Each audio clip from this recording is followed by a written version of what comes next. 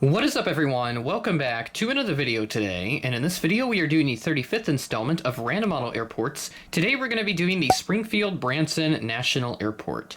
No suggestions were made for this airport, however, if you do have any new suggestions for new Random Model Airports, please leave them in the comments below. Kind of going back to a smaller random model airport in this case, as I didn't really have anything else on the table. I really wanted to do an airport that had a Velo in it, but either it was the Velo aircraft that I saw on Flight Radar, they were either going to one of their hub airports, which I only have one Velo aircraft now, or they were flying to a really small airport, and I didn't necessarily want to do an airport that only had, say, 2 or 3 flights a day outside of the Avelo stuff that they get. So hopefully I'll do an Avelo random model airport update in the future, but I'm going to wait to see if more Avelo planes get done. Perhaps if NG does a 700, or if there's another 800 release somewhere else, I don't know. But we'll see what happens with that.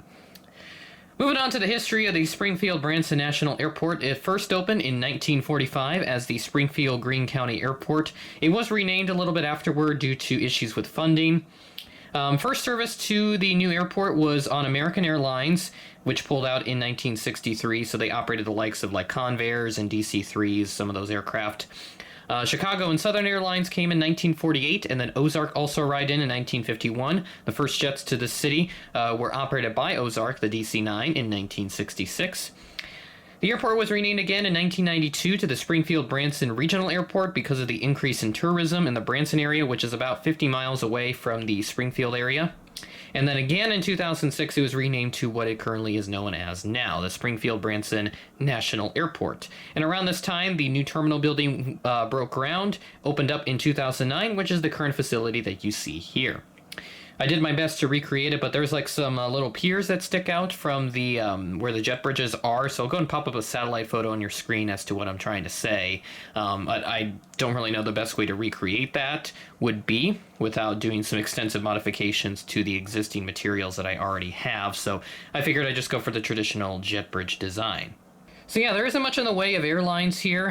Delta Airlines does operate here from Atlanta, but I did not see them on the schedule, so I'm trying to think if that flight is either suspended right now or if it's only perhaps a seasonal service or only operates on certain days of the week. So I did see on the satellite imagery that there was a 717 parked at gate number 1, which would be right next to that Delta CRJ that you see right there.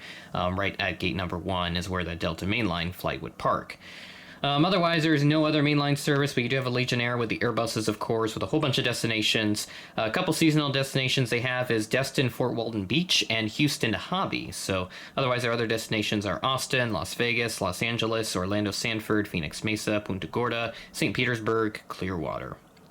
So let's go ahead and hop into the update. We'll go ahead and start off over here at gate number 2. Or gate number 2. Still thinking of gate number 1 from earlier, but right here at gate number 2, we have this Allegiant Airbus A320, the largest passenger aircraft that flies into Springfield Branson as of right now. This aircraft arrived in on a service from St. Petersburg on flight 2600, arriving in at 7:38 p.m. ahead of a scheduled 7:47 p.m. arrival. Do a little ring around the rosy here, so we'll go ahead in a backwards U shape around the terminal facility here.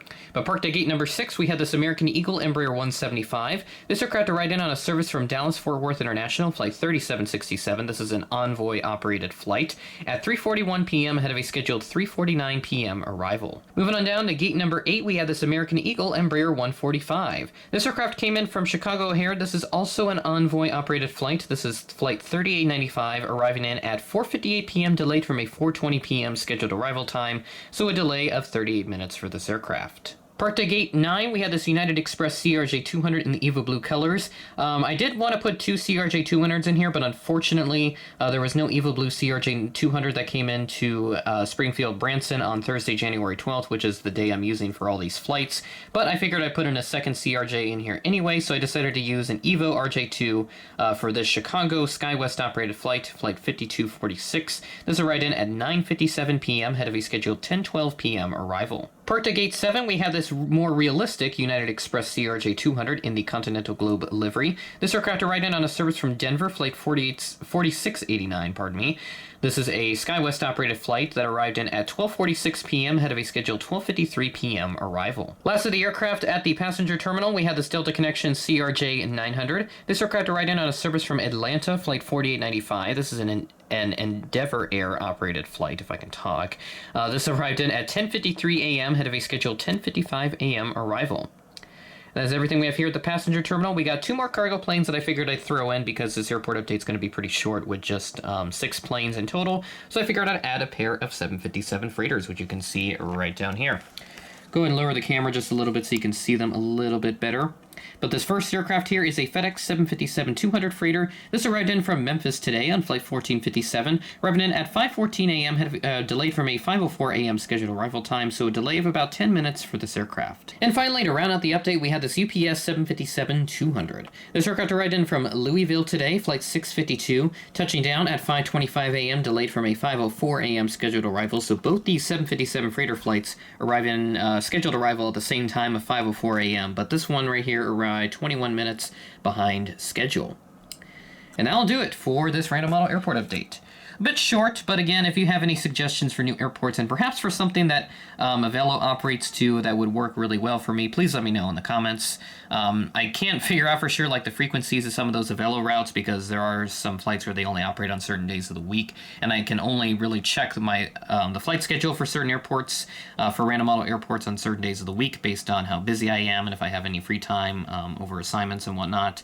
So just have to keep that into consideration, but I'm hopeful I'll be able to do an airport with Avelo aircraft at some point in the future. I'll try to recreate the Avelo charter that came in a future Sioux Falls airport update. May do it in the February update because I filmed the January one before I got the Avelo aircraft in. So that Avelo aircraft featured in Massive Unboxing number 14. Be sure to go check out that video. It was quite the thriller, to say the least, with about 5 or so boxes coming in. And I have another order of timetables on the way as well, which won't be necessarily for a model unboxing, obviously, but I will be making its own dedicated video on it when those come in. But it should be by the time this video comes out. So as I film this right now, I've only just placed the order today, and it should be on the way pretty soon. So with that being said, that is the end of the video. Thanks for watching, and I will catch you in the next one.